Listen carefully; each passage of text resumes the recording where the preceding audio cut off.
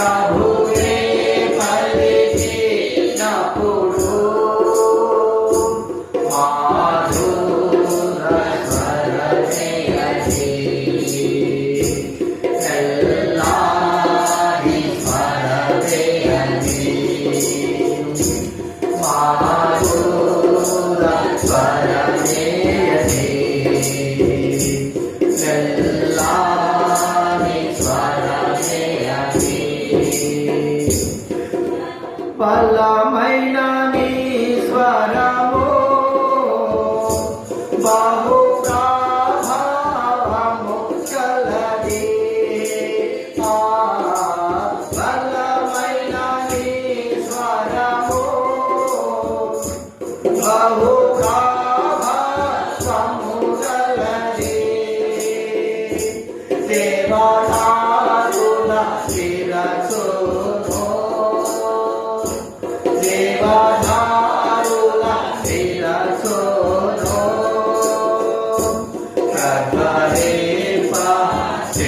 ప్రకటింపచేయునది, దేవదారుల శిరసును ప్రకటింపచేయునది. క్రీస్తుని స్వరము విందును, ప్రభువే పలికినప్పుడు మాధుర స్వరమే అది, తెల్లారి స్వరమే అది, మాధుర స్వరమే అది, తెల్లారి స్వరమే అది. ప్రభువా సెలవేమో నీ దాసు చారితో, ప్రభువా సెలవేమో నీ దాసు చారితో, దీనుడనై ప్రేమగా, దీనుడనై ప్రేమగా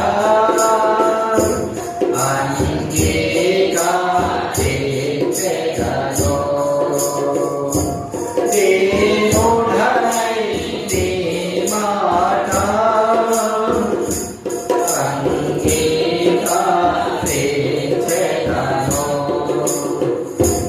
క్రీస్తుని స్వరము విందును, ప్రభువే పలికినప్పుడు మాధుర స్వరమే అది, తెల్లారి స్వరమే అది, మాధుర స్వరమే అది, తెల్లారి స్వరమే అది. ప్రార్థన చేసుకుందాము. పరలోకమందున్న తండ్రి, యేసుక్రీస్తు నామమున మీకు కృతజ్ఞతాస్తుతులు చెల్లిస్తూ ఉన్నాం తండ్రి. వాక్యంలో రాయించబడిన వాక్య ప్రకారంగా ప్రతి మనుషుడు తను తాను పరీక్షించుకొని ఆహారం చేసి ఆడటం ద్రాక్షారసం ఆడాన్ని సరిస్తూ వచ్చాడు. మేమే ప్రభావం ఈ శరీరంలో పాల్పడకపోతే మీలో కూడా పాల్గొనే సరిస్తూ వచ్చాను. అది యోగ్యముగా నా మా జీవితాన్ని సరి చేసుకొని వాళ్ళలో పాల్గొనడానికి అనుగ్రహించాను. అయోగ్యంగా మా జీవితాన్ని తొలగించాను. అపవాది మా హృదయాలను మా తలపులను తన వశంలో ఉంచుకొని మేము బాగానే ఉన్నామని కడదారి పట్టించి పరీక్షించుకోకుండా చేస్తూ ఉంటున్నాడు. తొలగించున్నాను అపవాది క్రియలన్నింటినీ కూడా లయపరచు. మేము నిస్సాయం ఒప్పుకుంటూ తండ్రి మమ్మల్ని మా జీవితాలు మీకు అప్పగించుకుంటూ కృతజ్ఞతమైన స్థుతులు చేస్తూ యేసు నామమున ప్రార్థించడి వేడుచున్నాము తండ్రి.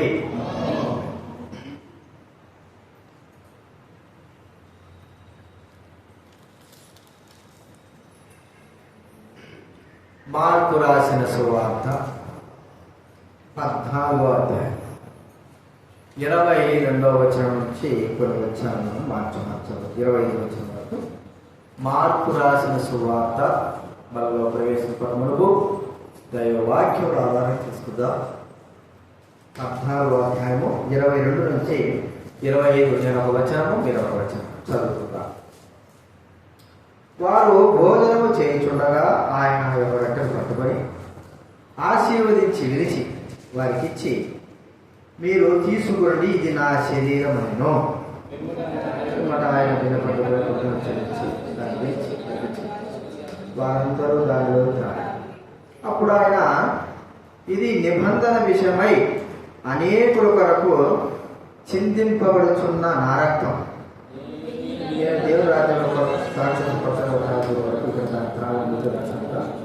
చెప్పుకుంటున్నాను. అలాగే మార్కు రాసిన సువార్త 10వ అధ్యాయం 52వ వచనం 10-52వ వచనం అందరం కూడా కలిసి చదువుకుందాం. 10-52 మార్కు సువార్త 10వ అధ్యాయం 52వ వచనం. అందుకు యేసు, నీవు వెలుగు, నీ విశ్వాసాన్ని స్వస్థపరిచి చెప్పాను. వెంటనే వాడు త్రోవను ఆయన వెంట చూపు పొంది వెళ్ళాను. ఇక్కడ గుడ్డివాడు ఎరుకో పట్టణం దగ్గర కూర్చున్నటువంటి తీమయి కుమారుడు భర్తిమయి అనేటువంటి గుడ్డి భిక్షకుడు కూర్చోవాలి. మరి ఆరాధనలో ఈ వ్యక్తి యొక్క స్థితిని గురించి మనం చూస్తూ వచ్చాం. బలవర్తమానంలో కూడా ఈ వ్యక్తి యొక్క స్థితిని గురించి మనము ఒకసారి గుర్తిద్దాం. ఇక్కడ వాక్యం రాయబడింది ఏమన్నాడు? వాడు త్రోవను ఆయన వెంట చూపు పొంది వెళ్ళెను అనే వాక్యం రాయాలి. గుడ్డివాడు చూపు పొంది వెళ్ళిపోయినాడు అంటే వెనుకకు తిరగక పాత స్థితిలో లేకోకుండా ప్రభువుతో పాటు తాను తిరిగి వెళ్ళిపోయిన వాడుగా మనం చూస్తా ఉంటున్నాం. అనగా వెనక్కి కాదు కానీ ముందుకు వెళ్ళడము అనేది మనము గుర్తుంచుకోవాలి. వెనక స్థితి, వెనక కార్యములు, వెనక పద్ధతులు, వెనక యొక్క ఆచారాలు, వెనక యొక్క జీవితం అనేది మనకెంతో నష్టాన్ని కలగజేస్తుంది. అంటే నష్టాన్ని కలగజేసింది. దాన్ని మనం గుర్తు చేసుకోవడం ద్వారా ఎటువంటి ప్రయోజనం లేదు. అయితే ప్రభువును నమ్మిన తర్వాత కూడా తిరిగి వెనక స్థితిలోకి మనం వెళితే అది దానంత దౌర్భాగ్య స్థితి మనకు మరొకటి ఉండదు. ఎందుకంటే ఇప్పుడు మనము నూతన సృష్టి ప్రభువును అంగీకరించిన వారు, పాతవారం కాం, ఆత్మ సంబంధం శరీర సంబంధం కాం, దైవ బిడలము, లోక సంబంధమే అపవాది బిడలం కాం. ఆయనతో పాటు వెంటనే ఆయనతో పాటు వెళ్ళిన గుడ్డివాడి యొక్క జీవితం మనము ఒకసారి గుర్తు చేసుకోవాలి. ఒకవేళ వెనక స్థితి కలిగి తాను ఉంటే ఎలాంటి పరిస్థితి ఉంటుంది? చాలామంది ఎట్లుంటారంటే మంచిగానే ఉంటారు, కాలు చేతులు బాగానే ఉంటాయి.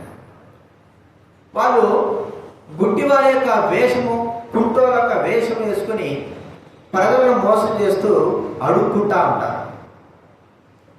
గుడ్డివారి యొక్క వేషం. కొంతమంది ఎలా అంటారంటే మరి వారి యొక్క స్థితే అడుక్కునే స్థితి. మనకు తెలుసు, ఆయా పేపర్లో వింటా ఉంటాము, అడుక్కునేవాడు 2 అంతస్తుల బిల్డింగ్ కట్టాడు అని.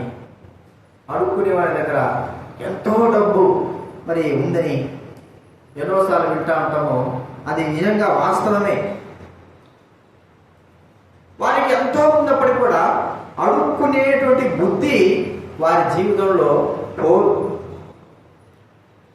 అంత మాత్రమే కాదు, గుడ్డివాడుగా ఉన్న జీవితము అంతకుముందు అందరితో ద్వారా ఆధారపడేటువంటి వ్యక్తి కళ్ళు వచ్చినా కూడా ఇంకా ఇతరుల మీద ఆధారపడేటువంటి స్థితి కలిగిన వాడుగా ఉంటారు కొంతమంది. అలాంటి ఒక స్థితి ఈ వ్యక్తికి ఒకసారి మనము ఒక విధానంలో ఆలోచిద్దాం. వెంట వెళ్ళిపోయినోడు మళ్ళీ ఆ గుడ్డి యొక్క స్థితిలో కనబడ్డాడే అనుకో, ఆ గుడ్డివాడున్న ఏ స్థానంలో అయితే కూర్చున్నాడో ఆ స్థానంలో మళ్ళీ గుడ్డివాడిని వేసుకుని మళ్ళీ అక్కడ కూర్చున్నాడు డబ్బు కోసం అంటే మనం ఏం చేస్తాం చెప్పండి? చాలా మంది ఆయనతో పాటు వెళ్ళిన వారు చూస్తారు, అరే నిన్నగాక మన ఎదురా యేసు ప్రభు నీకేం చేశాడు? కళ్ళు ఇచ్చినాడు, మాతో పాటు ఇచ్చినావు కదా, మళ్ళీ ఏంటి ఈ ఎరుకో పట్టణం దగ్గర గుడ్డోడు వేషం వేసుకుని కూర్చోన్నావు, గుడ్డి వాళ్ళ కూర్చున్నావు అని అడిగితే వాడు ఎంతో సిగ్గుపడతాడు.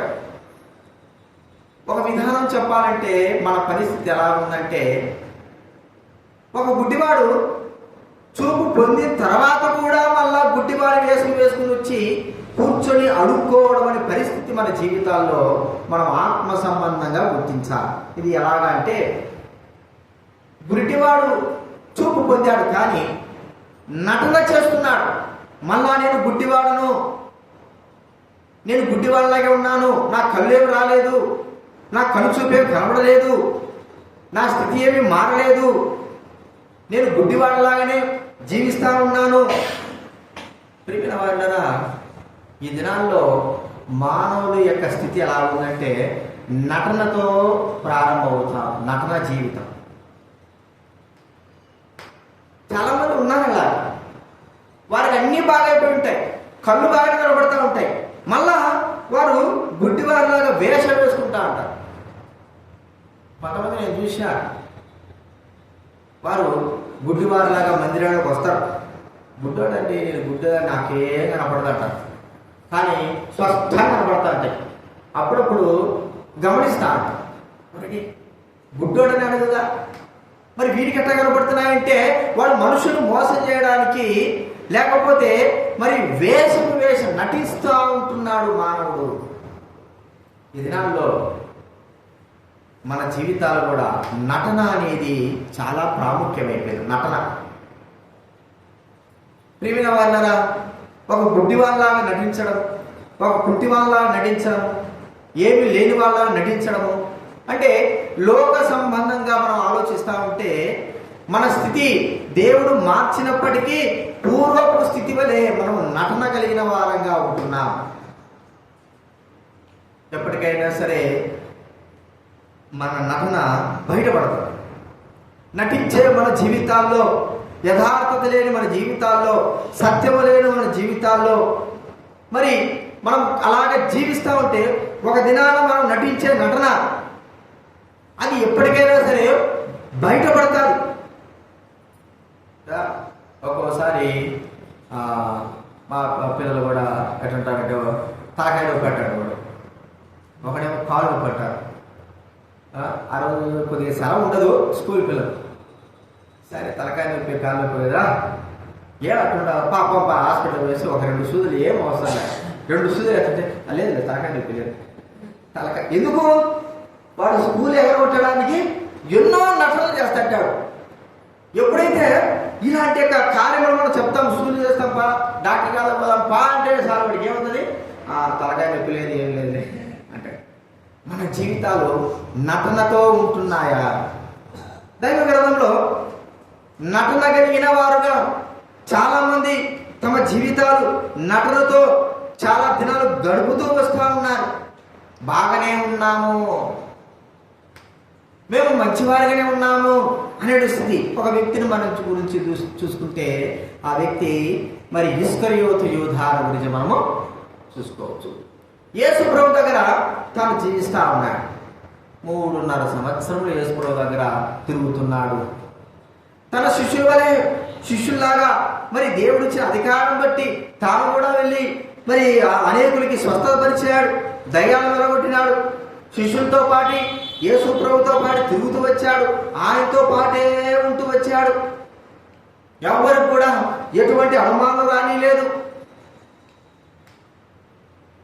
తాను లోక సంబంధిని, అపవాది సంబంధిని, అపవాదిక క్రియలు నెరవేరుస్తున్నానన్నట్టు ఎటువంటి అనుమానం రాలేదు. ఎప్పటి వరకు అనుమానం రానికుండా జీవిస్తూ వచ్చాడంటే చివరి వరకు కూడా, యేసు ప్రభువు పట్టించేంత వరకు కూడా, యేసు ప్రభు వారు రొట్టెల నుంచి ఆ యొక్క ఇస్కరియోతు యూదాకు ఇచ్చేంత వరకు కూడా నటన కలిగిన వాడుగానే జీవిస్తూ. చూడండి, 11 మంది కూడా నమ్మేశారు.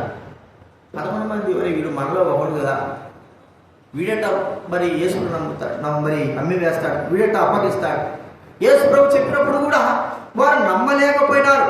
అలాంటి యొక్క స్థితి యేసు ప్రభు దగ్గర ఉండి కూడా నటన కలిగిన వాడుగా ఉంటున్నాడు. ఎవరి దగ్గర నటన పనిచేస్తుంది కానీ దేవుడి దగ్గర నటన పనిచేస్తుంది. దేవుడి దగ్గర ఎప్పటి కూడా పనిచే. ఎందుకు? దేవుడు మనుషుల యొక్క హృదయ అంతరంగాలు ఎరిగిన దేవుడు, మనుషుల యొక్క హృదయ అంతరంగాలు ఎరిగిన దేవుడు. ప్రియమైన వారులారా, మన జీవితంలో ఒక్కొక్కసారి అనిపిస్తూ ఉంటుంది, దేవుడి కార్యాలలో మన నటన ఎంతగా పనిచేస్తుందో దేవుడి దగ్గర. చాలా వరకు మేము ఆ ప్రాంతాల సేవ చేస్తూ ఉంటే ఒక ఆమె, ఆ పేరు గుర్తురా, ఇప్పుడు బ్రతికే ఉంది, ప్రభువు మందిరానికి రమ్మంటే మాత్రము ఇక ఆమె కాళ్ళ నొప్పు లేక నటన చెప్పడానికి వీల్లేదు. కాళ్ళ నొప్పులు నటనో, నాకు కాళ్ళ నొప్పులుగా నన్ను నడవడానికి లేదు. ఒకవేళ ఉండొచ్చు కాళ్ళ నొప్పులు, కాదని చెప్పలే. దేవుడి దగ్గర నీ నటన ఎంతవరకు ఉంటుంది? దైవ సేవకుల దగ్గర, విశ్వాసం దగ్గర నువ్వు కప్పిపుచ్చుకోవచ్చేమో, కానీ దేవుని దగ్గర నువ్వు కప్పిపుచ్చాలి. మేము చూస్తూనే ఉంటున్నాం. మందిరం ఇట్టే మందిరం ఉంటుంది, ఊరు అటువైపు ఉంటుంది. ఆమె ఎట్ట పోవాలన్నా కూడా ఎట్ట పోవాలా? ఇటే పోవాలి. చూస్తూనే ఉంటాం. 100 అడుగులు ప్రభు మందిరానికి వేసి రాలేనటువంటి ఆ కారణపులు 2 కిలోమీటర్లు ఖచ్చితంగా ఇక్కడ నుంచి హత్తూరు అంత దూరం ఒక ఊరు. హత్తూరు అదే లేకో, హత్తూరు దగ్గర మండలం ఉంటుంది. 2 కిలోమీటర్లు ఖచ్చితంగా నడుచుకుంటా పోవాలి.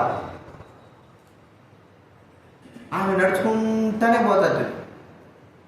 మనం అన్నాముకో, ఏమమ్మా దేవుడి సన్నిధికి రాలేకపోయినావు కదా, నీకు కాలు నొప్పులు కదా, ఎట్లా పోతున్నావు? ఏం చేయాలన్నా పోవాలి. ఇప్పుడు చెప్పిందంత ఏంటి? దేవుడి మందిరంలో చెప్పిందంత ఏంటి? దేవుడి గురించి, దేవుడి సన్నిధికి రమ్మంటే నువ్వు ఎంత నటన వ్యవహారాలు చేస్తున్నావు. ఏమి కాలు నొప్పులు, కీళ్ళ నొప్పులు, మోకాల నొప్పులు అని చెప్పినావు కదా, 2 కిలోమీటర్లు నడుస్తున్నావు. 50 అడుగులు వేస్తే దేవుడి మందిరానికి వచ్చేదానికి 2 కిలోమీటర్లు నడగలుగుతున్నావే. నీ జీవితంలో ఎంత నటన కలిగి జీవిస్తావన్నా. ఇదే మన జీవితంలో ఒక్కోసారి చెప్పుకుంటా ఉంటే, దేవుడి సన్నిధికి రమ్మంటే ఎన్నెన్నో ఎన్నెన్నో ఎన్నెన్నో మనం మెరుగులు పెడతా ఉంటాం. ప్రభు సన్నిధికి రాలేకపోవడం. ప్రియమైన వారులారా, నటన అనేది అపవాది క్రియ, అపవాది యొక్క క్రియ. అది మన జీవితంలో నెరవేర్చడం అనేది దౌర్భాగ్య స్థితి. మన జీవితంలో యథార్థంగానే ఉండాలి, యథార్థంగానే సత్యంగానే ఉండాలి.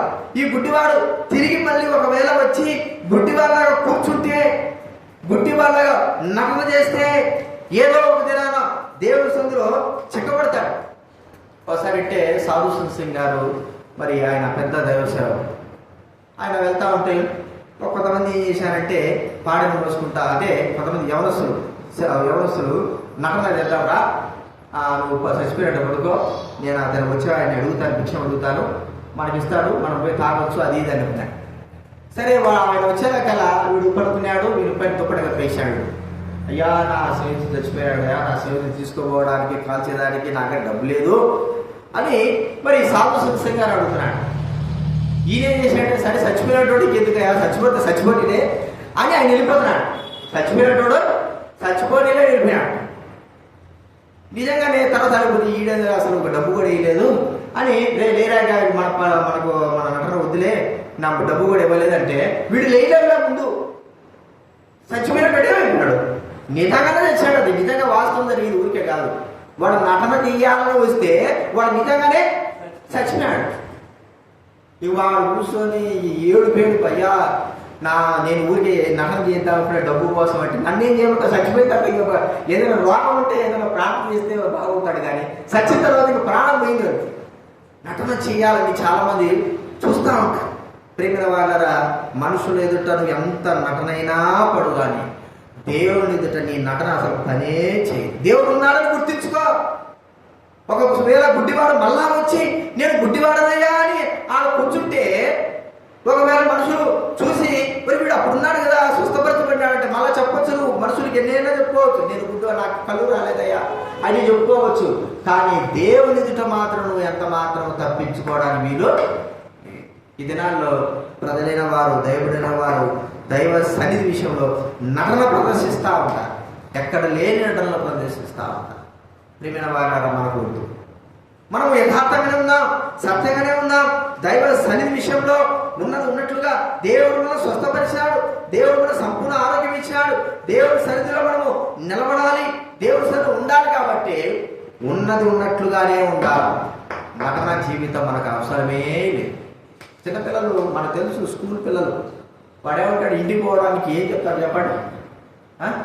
సార్ నాకు కడుపు నొప్పి వస్తాను సార్ అంటాడు. అంతకుముందే కడుపును కూర్చోటాడు, మళ్ళీ ఉంటాడు నాకు కాళ్ళు నొప్పి వస్తాను సార్ అంటాడు. ఎట్లా అయినా సరే సార్ ఇప్పించాలా, కాళ్ళు నొప్పో కీళ్ళ నొప్పో ఈ నటన చేసి సార్ ఇవన్నీ కూడా తెలుసు. ఏంటి తెలుసు చెప్పండి? వీడు ఏం చేస్తాడు? కడుపు నొప్పి వచ్చిందా, కాళ్ళు నొప్పి వచ్చిందా? కడుపు నొప్పి వచ్చినప్పుడు నిజంగానే చివరి వరకు కడుపు నొప్పి అంటాడు, మధ్యలో కాళ్ళు నొప్పి అంటాడు. చూసినావా? అదే నటన. మధ్యలో కళ్ళు నొప్పి పెట్టాడు, చెయ్యి నొప్పి పెట్టాడు. ఎన్ని కూడా మన పిల్లలు కూడా మన దగ్గర కూడా కోసం నటన చేస్తూ ఉంటారు, ఏదేదో చేస్తూ ఉంటారు. తల్లిదండ్రుల దగ్గర అవన్నీ కూడా పనిచేయ. మరి దేవుడు ఆత్మ తండ్రి, ఆయన దగ్గర మన ఆత్మ సంబంధమైన నటన ఎలాగ పనిచేస్తారు? ప్రియమైన వాడరా, గుడ్డివాడు ఒకవేళ తిరిగి వచ్చి ప్రభువుతో పాటు వెళ్ళిపోయిన వాడు తిరిగి వచ్చి మళ్ళా గుడ్డితనంలో కూర్చుంటే అది ఒక నటన అవుతుంది. అయితే వాడు మళ్ళా కూర్చోకోకుండా ఆయనతో పాటు వెళ్ళిపోయినాడు. వాడు మళ్ళా కూర్చోవచ్చు, కూర్చోవడానికి అవకాశం ఉంది. వాడు మళ్ళా గుడ్డివాడిగా వేషం వేసుకొని వచ్చి కూర్చునే అవకాశం ఉంది. కానీ వాడు అలా నటన చేయడానికి ఇష్టపడలేదు, ప్రభువుతో పాటు వెళ్ళడానికి ఇష్టపడ్డాడు. మన జీవితంలో నటన అనేది తొలగించుకుంటా.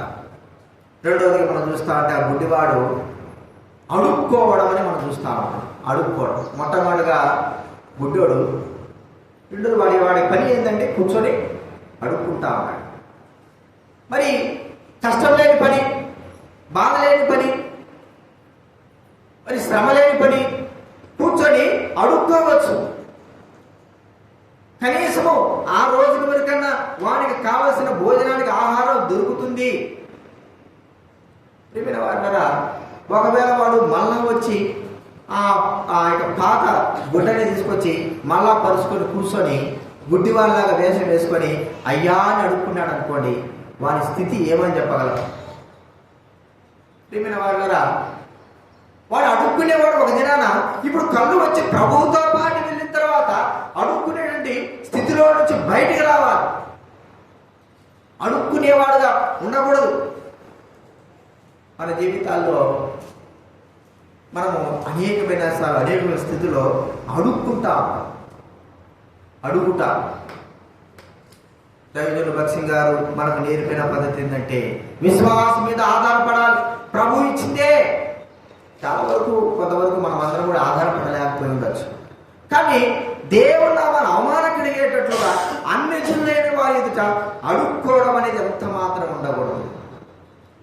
ఎంత మాత్రం కూడా అడుక్కోవడం. ఒకసారి మనకు తెలుసు, మరి ఇప్పటికి బతుకున్నారు భక్సింగ్ గారు అమెరికాకు పోతే అక్కడ పెద్ద మిలియనియర్.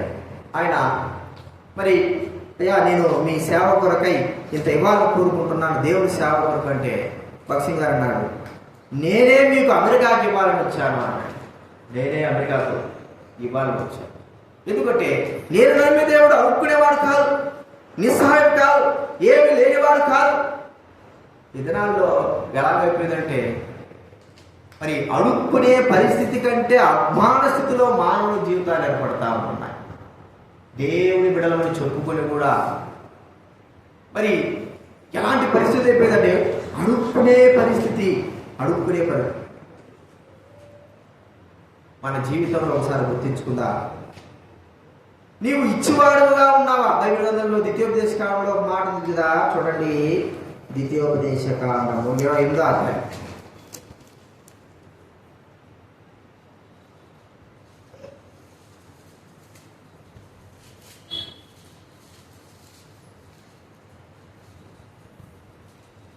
ఇరవై 44వ వచనము చదవండి ఎవరైనా. 28 ద్వితీయోపదేశ కాండం 28వ అధ్యాయం. అతడు నీకు అప్పిచ్చును గాని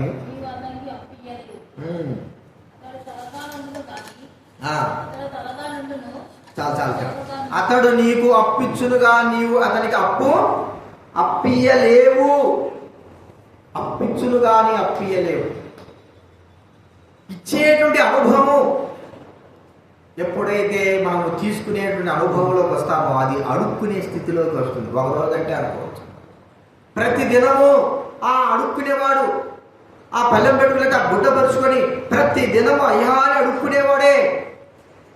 ప్రభువు తన కనులు తెరిచిన తర్వాత తాను లేచి ఇక అడుక్కునేటువంటి స్థితిలో తాను ఎప్పటికీ లేడు అని మనం గుర్తించుకోవాలి. అంటే ఇచ్చే స్థితిలో ఈ దినాల్లో ఎలాగా జీవిస్తా ఉంటున్నా?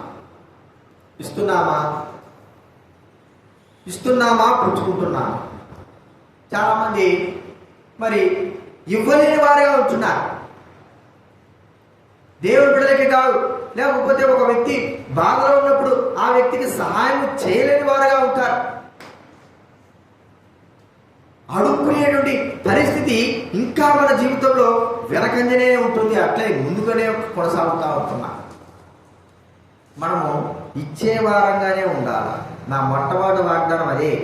నువ్వు తలగా ఉంటావు కానీ 1999 వాగ్దానము జనవరి వాగ్దానం ఏంటంటే నువ్వు తలగా ఉంటావు కానీ తోకగా. నిజమే ప్రభు, మరి ఎలాగ నేను తలగా ఉండేది? తర్వాత వాగ్దానం ఒప్పించదావు కానీ అప్పుడు తీసుకురావు. నిజమైన వాళ్ళరా, ఎట్టి పరిస్థితుల్లోనైనా సరే, ఇంకా మీకంటే చెప్పడానికి వీలేదు కానీ నా పరిస్థితి మీరు చెప్పుకోవచ్చు. ఏదో ఒకటి అవసరత కొరకు అడగాల, ఏదో ఒక సహాయం కావాలా?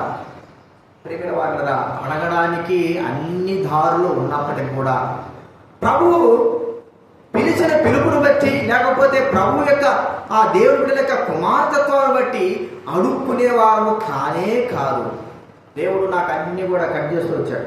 అన్ని ఏది కూడా మరి నాకు ఉండలేదు. మరి దేవసేవ వచ్చిన తర్వాత, మా నాయన చనిపోయిన తర్వాత మరి పుష్కలంగా నాకంటూ కొంత డబ్బు మా అమ్మ కూడా ఇస్తూ వచ్చేది. దేవుని మీద ఆధారపడడం అంటే సగం దేవుని మీద ఆధారపడడం, సగం మా అమ్మ మీద ఆధారపడడం అని ఇస్తుండేవాడు. వాడి ఏం చేశాడంటే 2000 కరోనా వచ్చింది కదా, కరోనాలో నాకు మా అమ్మకి ఏం పెట్టాడంటే తెగలకులు పెట్టేశాడు. ఊరికే అది ఏమీ లేదు, అది అసలు ఏమీ లేదు గొడవ. ఆ గొడవతో ఏం చేసిందంటే మా అమ్మ ఇక నాకు అసలు ₹1 పంపించడం కూడా అయిపోయింది. ఇప్పటికి మాట్లాడుతుంది అంతే. బైక్ కొనిస్తానని చెప్పింది, బైక్ నువ్వే తీసుకో, నువ్వే దానికి ఈఎంఐ కట్టుకోకు, నాకు అవసరం లేదు, నువ్వు ఏమో. దేవుడు నువ్వు దేవుడి మీద ఆధారపడతావా, నీ అమ్మ మీద ఆధారపడతావా? ఏమని అడుక్కుంటున్నావు? చెప్పిన వాళ్ళరా, ఇప్పటికీ కుటుంబం దగ్గర నుంచి ఎటువంటి సహాయం ఏమి కూడా, ఒకవేళ పరిస్థితులు ఎలా ఉన్నాయి, ఎంతటి పరిస్థితులు అంటే చిన్న పరిస్థితులైనా కూడా చాలా బాధాకరమైన పరిస్థితులు అయినప్పటికీ కూడా దేవుడు నడిపిస్తూ ఉంటున్నాడు. ప్రియమైన వారు, ఈ దినాన దేవుడికి ఇచ్చేవాడుగా, దైవబిడ్డలకు ఇచ్చేవాడుగా నువ్వు ఉన్నావా?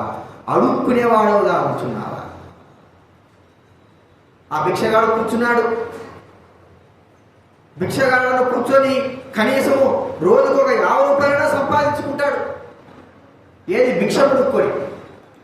అయితే వాడు చూపు పొందిన తర్వాత ఇక ఆ స్థితిలో ఉండడానికి వీలు లేదు, మళ్ళా భిక్ష పడుకోవడానికి వీలు లేదు. అదొక దరిద్రం. తను ఏం చేయాలి? ఇప్పుడు కళ్ళు వచ్చినాయి కాబట్టి ఖచ్చితంగా పనులు చేసుకొని ఇతరుడు. బైబిల్ గ్రంథంలో ఒక మాట ఉంది చూడండి,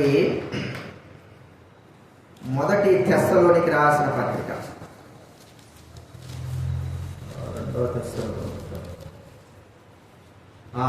రెండవ తెస్సలోనికీయులకు రాసిన పత్రిక 3వ అధ్యాయం 7వ వచనం నుంచి నేను చదువుతానండి. 2వ తెస్సలోనికీయులకు రాసిన పత్రిక బైబిల్ వెనక నుంచి 189వ పేజీ, 3వ అధ్యాయం 7వ వచనం నుంచి. ఎలాగూ మమ్మల్ని పోలి నడుచుకునే వాళ్ళని మీకే తెలియను. మేము మీ మధ్యలో అక్రమముగా నడుచుకొనలేదు, ఎవరి యొద్దను ఉచితముగా ఆహారం పుచ్చుకొనలేదు. మేము మీలో ఎవరికి భారంగా ఉండకూడదని ప్రయాసముతోనూ కష్టముతోనూ రాత్రింబగళ్ళు పనిచేయచ్చు జీవనము చేసితిమి. మీరు మమ్మల్ని పోలి నడుచుకునే వాళ్ళని మమ్మల్ని మేము మాదిరిగా కనపరుచుకుంటే ఇలాగ చేస్తుంది కానీ మాకు అధికారం లేదని చేయలేదు. మరి మేము మీ యొద్ద ఉన్నప్పుడు ఎవడైనా పని చేయనోళ్ళని వాడు భోజనం చేయకూడదని మీకు ఆజ్ఞాపించింది కదా.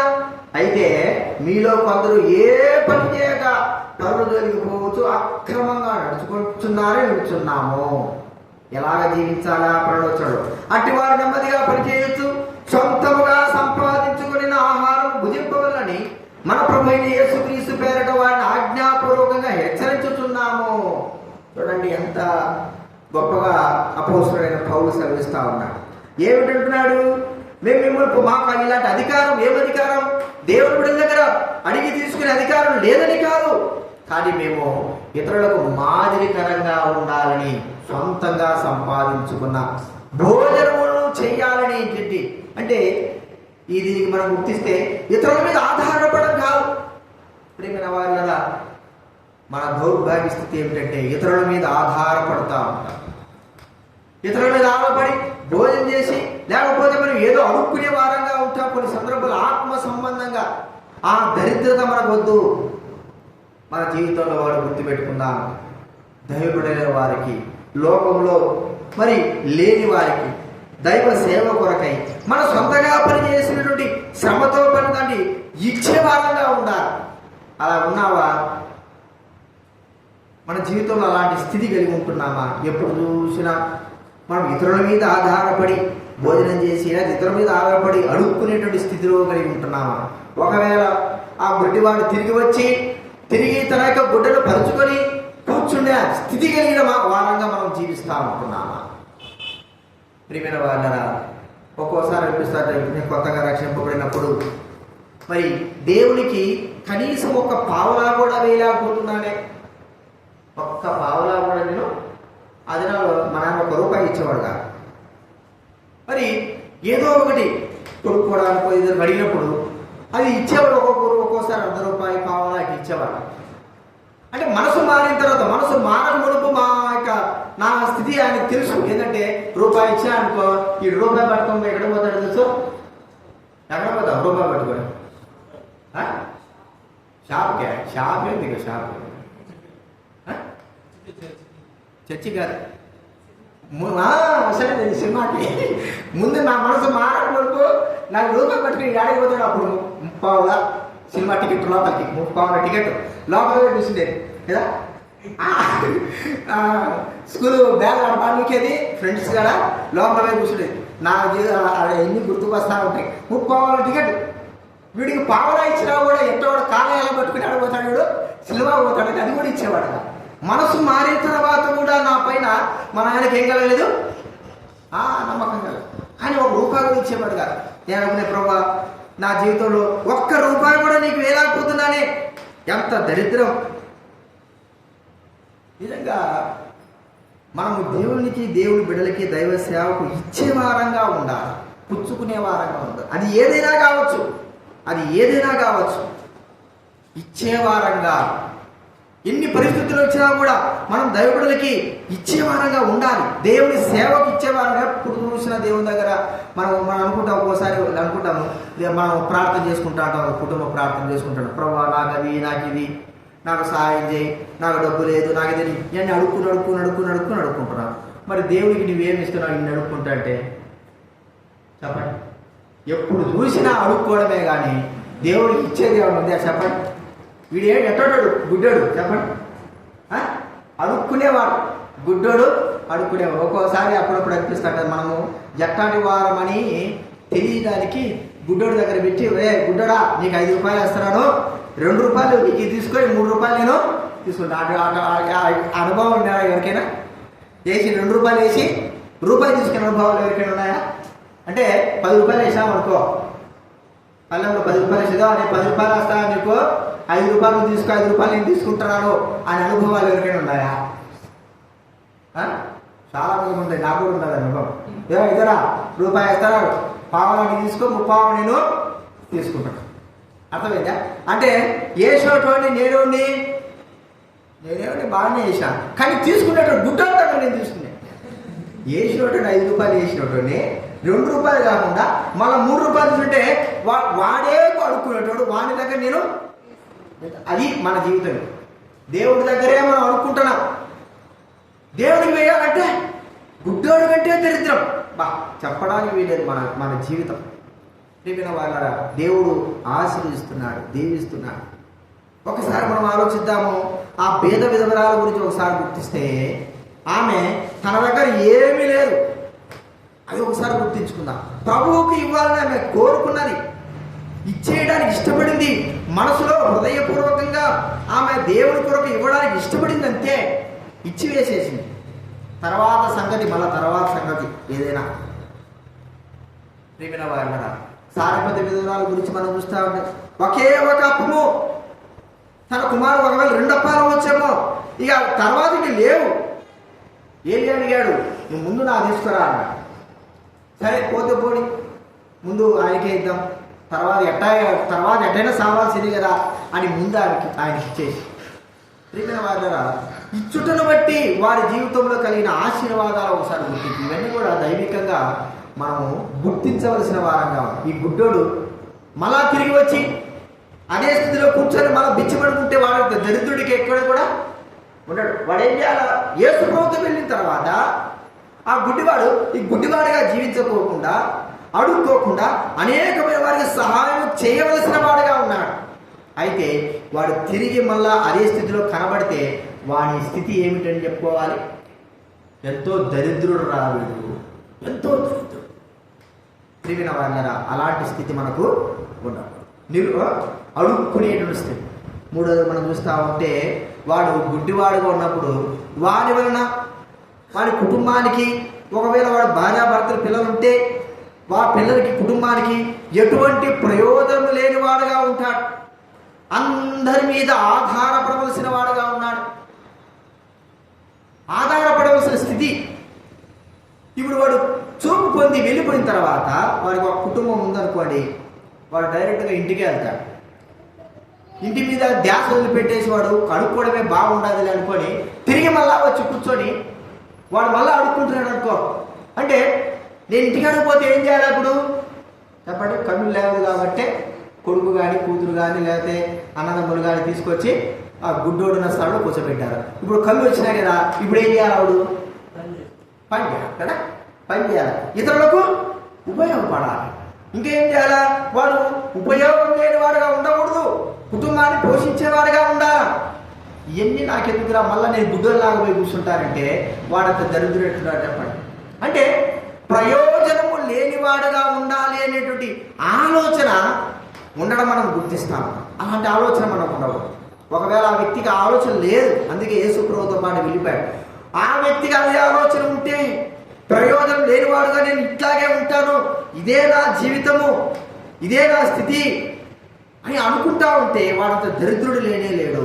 ప్రియమైన వాళ్ళ, గుడ్డివాడు నుంచి చూపు పొందిన తర్వాత వాడు ప్రయోజనం కలిగిన వాడుగా ఉండాలి. నీవు ప్రయోజనం కలిగిన వాడుగా ఉన్నావా, ప్రయోజనం లేనివాడుగా ఉంటున్నావా? దేనికి పనికి వస్తున్నావు? ప్రభువుకు దేనికి పనికి వస్తున్నావు? దేవుడి పనికి రక్షింపబడిన తర్వాత, బాప్తిసం తీసుకున్న తర్వాత, దేవుని సన్నిధిలో ఉన్న తర్వాత నువ్వు దేనికి పనికి వస్తున్నావు? దేవుడి మందిరానికి వచ్చిన తర్వాత. ఒకప్పుడు పనికిరానిటోడు ఇప్పుడు కూడా పనికిరానికి జీవితంలో. ఒకప్పుడు అసలు పనికి రాలేదు ప్రభువుకి. సరే, పనికిరాని వాడమని నిన్ను చేర్చి, రక్షించి, రక్షణ మార్గదర్శించి దేవుని సన్నిధిలో చేరిస్తే ఇప్పుడు కూడా నువ్వు ఎలాగ ఉంటున్నావు? పనికిరాని వాడవుగానే ఉంటున్నామంటే ఇక అంత దరిద్రత లేదు. చూడండి, మనము పనికిరాని వస్తువులు కూడా పనికొచ్చేటట్లుగా మనం చేసుకోగలుగుతుంటున్నాం. అంతే కదండి, పనికిరాని వస్తువులు కూడా పనికొచ్చేటట్లు. ఏదైనా సరే ఇది పనికిరాదంటే ఆ దాన్ని పనికొచ్చేటట్టుగా చేసుకోవడానికి మనం ఇష్టపడుతూ ఉంటున్నాం. అలాంటప్పుడు దేవుని కొరకై నువ్వు పనికిరాని వాడవు కానీ జీవితాంతం గుడ్డోలా కూర్చుంటామా? జీవితాంతం మళ్ళా తిరిగి వచ్చి కళ్ళు వచ్చినా కూడా గుడ్డోలా కూర్చొని దేవునికి పనికి రాకోకుండా, ఎవరికి పనికి రాకోకుండా అందరి మీద ఆధారపడుతూ అలాగే కూర్చుంటామా? ఇలా ఈ దరిద్రమైన జీవితం మనకు అసలుకి ఏం కావాలి? మనం చెప్పండి. అందరి మీద ఆధారపడిన ఒక దినం ఉంది, కానీ ఇప్పుడు మన మీద ఇతరులు ఆధారపడేటట్లుగా మనం జీవించాలా? మనము దేవునికి ఉపయోగపడేటట్లుగా జీవించాలా? దేవునికి ఉపయోగకరమైన వారంగా జీవించాలి. ఉపయోగకరమైన వస్తువుగా జీవించాలా? ఒక పాత్రగా జీవించాలా? ప్రియమైన వారులారా, ఉపయోగపడుతున్నామా? ఉపయోగపడడం లేదా? పరీక్షించుకుందాం. నిజమే ప్రభువా, గుడ్డోళ్ళ కూర్చున్నాను, కళ్ళు వచ్చినాయి, ఇప్పుడు నేను ఉపయోగపడాలి కుటుంబానికి, మరి సమాజానికి, మరి గుడ్డి వాళ్ళకి, కుంటి వాళ్ళకి, లేకపోతే అనాథైన వారికి నేను ఉపయోగపడాలి. ఒక దినాన నేను కళ్ళు లేనప్పుడు నన్ను అందరికీ నేనే వారి సహాయం కోరుకున్నాను, ఉపయోగం లేని వాడుగా ఉన్నాను. ఇప్పుడు నాకు కళ్ళు వచ్చినాయి, ప్రభుతో పాటు వెళ్ళిన తర్వాత అనేకులకి ఉపయోగపడేవాడిగా నన్ను చేయి ప్రభు. ఉపయోగం లేని అది వస్తువు కానీ విలువైనది కానీ దరిద్రం. ఇప్పుడు చూడండి, బంగారం ఉందనుకోండి, విలువే. బంగారేమో విలువే. అయితే అది ఉపయోగం లేకపోతే, బంగారం విలువే, ఉపయోగం లేకుంటే ఎట్టుంటుంది? దాని విలువ వ్యర్థము. ఒకటి ఏదైనా సరే ఉపయోగము లేనిది బయట పారవేయబడుతుంది. ఉపయోగము కావాలి. ఒక దినాన ఎలా ఉన్నామో తెలియదు, కానీ దేవుని బిడ్డలు మాత్రంగా, దేవుని బిడ్డలు అయినప్పుడు దేవుని సేవా పరిచర్య కొరకై ఉపయోగపడే వారంగా, దేవుని కార్యాల కొరకై ఉపయోగపడే వారంగా, ఏదో ఒక విధానంలో ఉపయోగం కలిగిన వారంగా దేవునికి దేవుని పనులను జరిగించే ఉపయోగం వారంగా మనం ఉండాలి. కానీ నిష్ప్రయోజకమైన వారంగా మనం జీవించడము మనకు అవమానము, దేవుని నామానికి అవమానం. ప్రియమైన వాళ్ళ ఒకసారి గుర్తించుకో, ఉపయోగపడేవాడుగా మనం చేస్తూ వచ్చాడు. అది పని చేయకపోతే, సరైన సమయంలో సరైన విధానంలో ఉపయోగపడకపోతే, ఇప్పుడు ఒక బాణం ఉందండి, బాణాన్ని బాగా మంచిగా షార్ప్గా తయారు చేసినాము. మరి మన యొక్క వేటగాడు ఉన్నప్పుడు అంబులు పొదిలి పెట్టుకున్నాడు, వేటకు వెళ్తా ఉంటే అన్నీ ఆ అంబులు, ఆ యొక్క బాణాలు అయిపోయినాయి.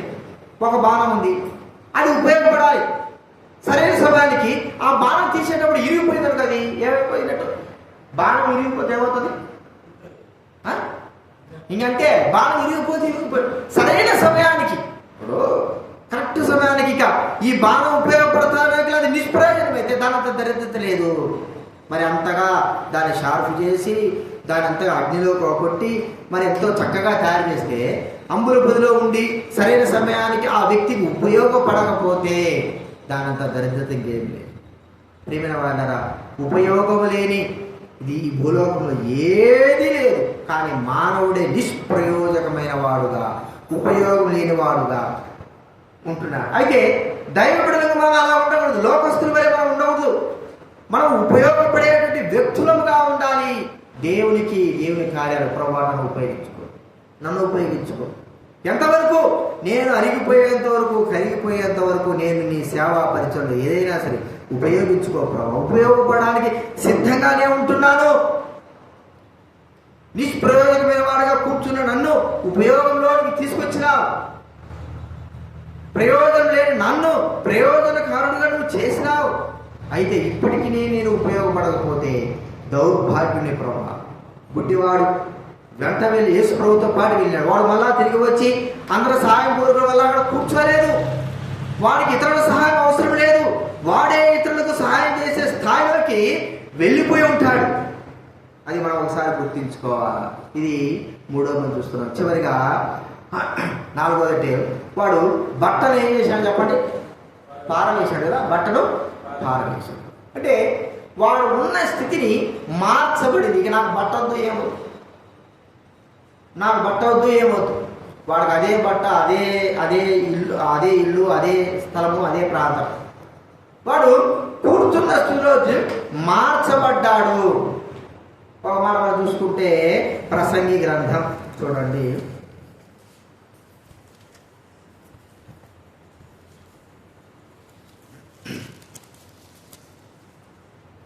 ప్రసంగి గ్రంథం 11వ అధ్యాయం 3వ వచనం చదవండి ఎవరైనా. 11వ అధ్యాయం 3వ వచనం, ప్రసంగి గ్రంథం 11వ అధ్యాయం. ప్రసంగి గ్రంథం అదేనా? మేఘము పోయిను, మ్రాను దక్షిణముగా పడినను ఉత్తరముగా పడినను, అది పడిన చోటనే ఉండడు. పడిన చోటనే ఉండడం. ఎక్కడ వేసిన గొంగడి అక్కడే అంటాడు సామెత. ఇక్కడ వీడు కూర్చున్న దగ్గర అట్లాగే కూర్చోంటే జీవితాంతం. ఒక మాట మనకు తెలుసు, 30 సంవత్సరాల పైనుంచి ఒకడు మరి కోనేటి బేతస్తా కోనేటి నీళ్ళ దగ్గర కూర్చోడు. ఎన్ని సంవత్సరాలు కూర్చోడు వాడు? చూడండి, యోహాను సువార్త 5వ అధ్యాయం. యోహాను సువార్త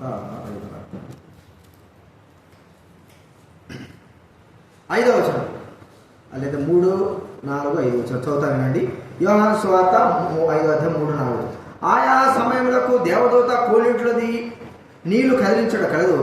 నీరు కదిలింపబడిన పిమ్మట మొదట ఎవడు దిగునో వాడు ఎట్టి వ్యాధిగ్రస్తుడైన వాడు బాగుపడు కనుక ఆ మంటపములలో రోగులు, గుడ్డివారు, కుట్టివారు, ఉవచ చేతులు గలవారు గుంపులుగా పడిండ్రి.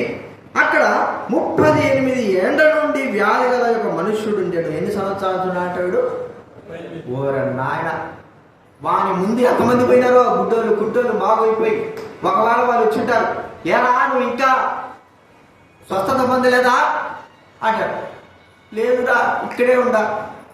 నీకు ఇదే బాగుంటుందిలే, నువ్వు ఉన్న చోటనే బాగుంటుంది.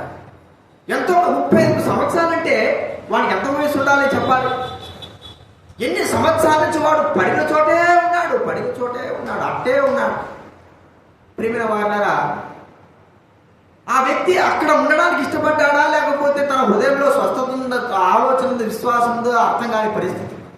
కానీ దేవుడు వచ్చి ఆ వ్యక్తిని స్వస్థపరిచినాడు.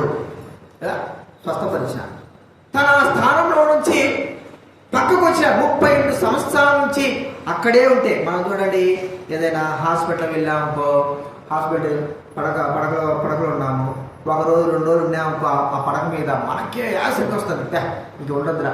కొంతమంది అయితే నెలలు ఆ పడకలో అలాగే ఉంటారు, నెలలు అలాగే ఉంటారు, అలాగే స్థితిలోనే ఉంటారు. ప్రియమైన వారలారా, వాళ్ళు పడిన స్థితి అలాగే ఉంది. బట్ట పరుచుకొని మళ్ళా తిరిగి కూర్చుని వాడు విధులు వేశాడు. ఈ స్థితి నాకు వద్దు అనుకున్నవాడు తిరిగి అదే స్థితిలోకి వస్తే ఎలా ఉంటుంది? ప్రియమైన వారలారా, ఎక్కడ వేసిన వాళ్ళు ఇంకా మార్పు లేదు. వాడి కొత్తదనం ఏమిటి? వాడు మరి ఆ కన్నులు తెరవబడ్డాయని కారణం ఏమిటి? వాడు మళ్ళా అదే స్థితిలో ఉంటే వాడు గుడ్డివాడి కంటేనో దరిద్రుడే. ప్రియమైన వారలారా, గుడ్డివాడు అదే స్థితిలో ఉండడానికి ఇష్టపడలేదు. చూపు పొందిన తర్వాత ప్రభుత్వం పాటు వెళ్ళిపోయినాడు. మనము అదే స్థితిలో ఉన్నామా? ఒకవేళ ఆత్మ సంబంధంగా ఒక తగ్గు స్థాయిలోనే ఉన్నాం, అయితే జీవితాంతం కూడా అదే తగ్గు స్థాయిలో ఉంటున్నామా? ప్రియమైన వారలారా, లోకంలో ఉన్న అధికారాలు మారచ్చు. లోకంలో అధికారాలు హెచ్చుతగ్గులు ఉండొచ్చు, తక్కువ ఉండొచ్చు, లేకపోతే ఎక్కువ ఉండొచ్చు, తక్కువ ఉండొచ్చు. కానీ ఆత్మీయ స్థితిలో మాత్రం హెచ్చులోనే వెళ్ళాలి. ఆత్మీయ స్థితిలో మరి ఎదుగుదలలోనే ఉండాలి. ఎదుగుదల. మనము గత సంవత్సరంలో ఎలాంటి స్థితి కలిగిన వారంగా ఉన్నాం, ఎలాగా ఆత్మీయులుగా ఉన్నాం, ఈ సంవత్సరంలో ఎంత ఆత్మీయంగా ఉన్నాం. గత సంవత్సరంలో ఎలాంటి స్థితిలో ఉన్నాం, ఆత్మస్థితిలో. ఈ సంవత్సరంలో ఎలాంటి స్థితిలో ఉన్నాం? ఉన్న సంవత్సరంలో అలాగే ఉన్నామా? అట్లే అట్లే ఉన్నాం. మనం చూడండి, మన పిల్లల్ని మనం గమనిస్తూ ఉంటాం. అరే 1 సంవత్సరం అయింది, వీడు పెరగడం లేదు అంటాడు కదా. 2 సంవత్సరాలు అయింది, వీడు ఉన్నట్టే ఉన్నాడే అంట. 3 సంవత్సరాలు అయింది, కొద్ది పెరిగాడు అనుకో, 1 ఇంచు పెరిగాడు, కొద్దిగా శరీర సంబంధంగా మనము పెరుగుదలను చూస్తుంటే సంతోషిస్తాం కదా. ఆత్మ సంబంధంగా మన ఎదుగుదల ఎంతవరకు ఉంది? ఎక్కడ వేసిన గొంగడి అక్కడే ఉందా? నువ్వు ఎక్కడున్నావో ఆడే ఉన్నావా? లేదా నీలో చలనం లేదా? నీలో పరిస్థితి లేదా? ఆత్మీయంగా ఎంత మాత్రం ఎదుగుదల లేదా? ఆత్మీయంగా కొంతైనా సరే నీలో ఎదుగుదల పెట్టి కనబడడం లేదా? అపవాది ఏం చేస్తాడంటే, నువ్వు ఉన్న చోటనే ఉండు, అంతే, నీ జీవితం ఇట్లాగే ఉండాలి. కొంతమంది 30 సంవత్సరాలు, 40 సంవత్సరాలు, 50 సంవత్సరాలు రక్షింపబడి ఉంటారు. ఆత్మీయతలో ఎంత మాత్రం కూడా వారు ఎదుగుదలను సంపాదించుకోలేకపోతారు. వాక్యం వింటారు, ఎన్నో మీటింగ్లు వెళ్తూ ఉంటారు, ఏమీ ప్రయోజనం లేదు. వారు ఎక్కడ వేసిన గొంగళ్ళలాగా అక్కడే ప్రిమిన. వాళ్ళ ఆత్మీయతలో మన జీవితం ఏం కావాలా? పరిపక్వత కదా. ఇప్పుడు మామిడి చెట్టు ఉంది, మనకు తెలుసు. గత సంవత్సరంలో అది చిన్న చెట్టుగా ఉన్నప్పుడు 100 కాయలు కాసాయి. ఇప్పుడు పెద్ద చెట్టు అయింది, ఇప్పుడు కూడా 100 కాయలు కాస్తే ఏం కాయలు కాదు. ఇప్పుడు 200, అంతేనా?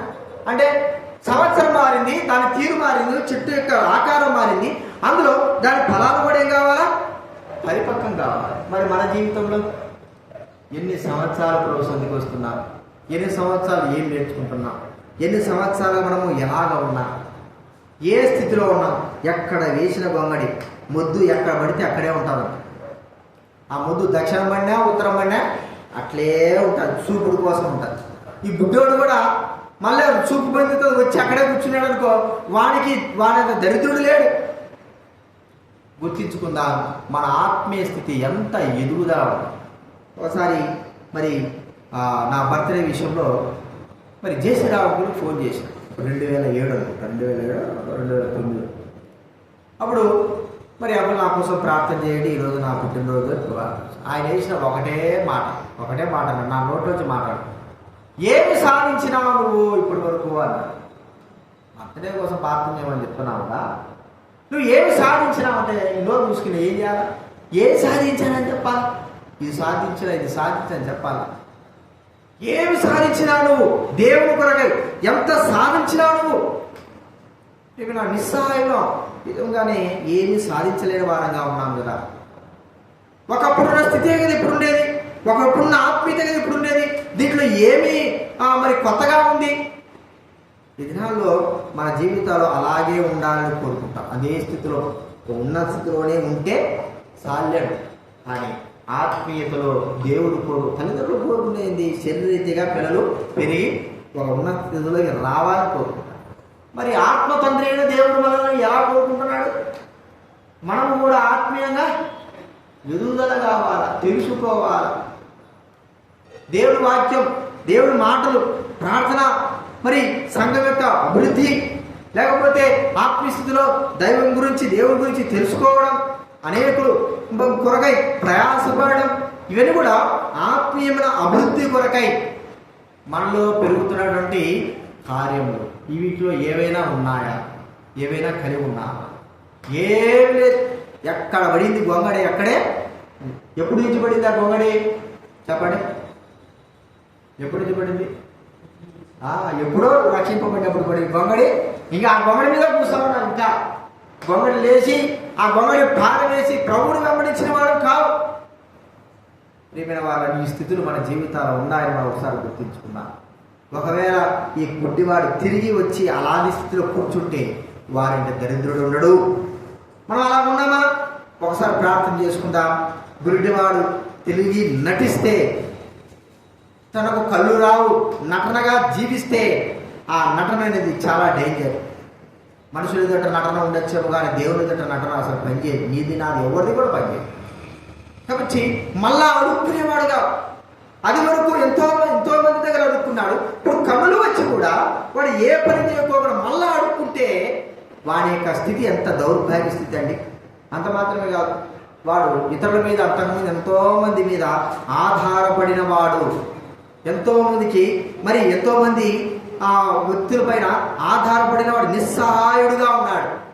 కన్నులు వచ్చిన తర్వాత వాడు నిస్సహాయుడుగా ఉంటే ఇక వాడి యొక్క దరిద్రుడు చెప్పలేదు.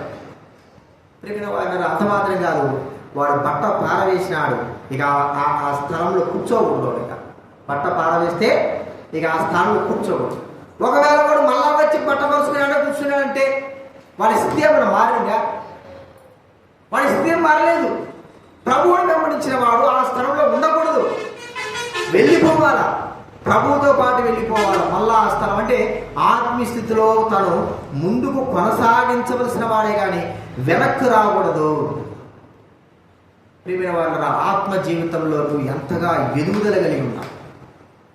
ఎదుగుదల మరి మన జీవితం ఎంత ఎదుగుదలతో, ఒకవేళ ఒక చెట్టు నరకడం చాలా సులభమే కానీ అది ఎదుగుదల అనేది చాలా సంవత్సరాలు పడతారు, చాలా దినాలు పడతారు. మన జీవితంలో ఎదుగుదల దినదినము ఆత్మీయంగా దినదినము ఎదుగుదల రావాలి. అది దేవుడు చూసి సంతోషించేది. ఎక్కడ వేసినామంటే అక్కడే. ఒక్కోసారి ఎందుకు ఇలాంటే ఇప్పుడు కొన్ని సంఘాల్లో కొంతమంది ప్రజలు ఎలా ఉంటారంటే చింత చెట్లు మీరు చూసి ఉంటారు, చిన్న చిన్న చింత చెట్లు ఉంటాయి. ఈ చిన్న చిన్న చింత చెట్లు ఏం చేస్తాయంటే అవి 5 సంవత్సరాలు వచ్చినా కూడా అట్టే ఉంటాయి. ఎందుకు ఉంటాయి చెప్పండి?